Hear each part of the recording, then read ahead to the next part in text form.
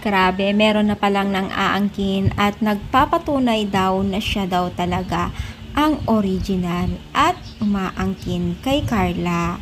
So ano nga ba ito? So bago natin ipagpatuloy ang ating pag-support today's video, kung bago ka pa lang sa aking channel, please subscribe po, like, and pakit na rin po natin guys kung ang notification bell upang ma-update po tayo tuwing ako nag-upload sa mga viral at trending video.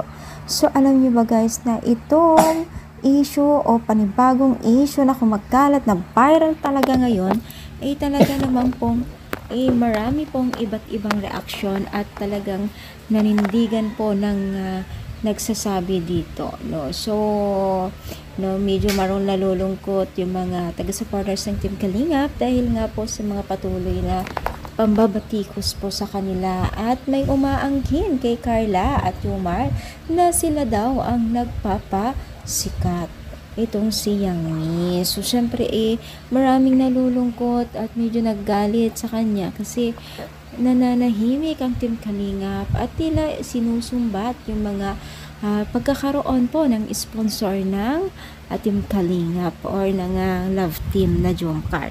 So alam niyo guys, wala naman nagsabi na hanapan.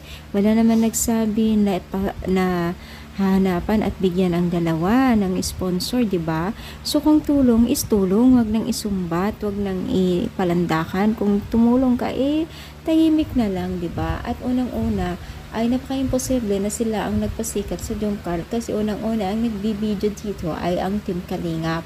Tama, no? So, maaring may sponsor na kanyang nahalikom pero ang kung pasikat ay malabo, no? So, ano sa palagay ninyo? I-comment down, palike po ang ating video. Thank you, more power, and God bless.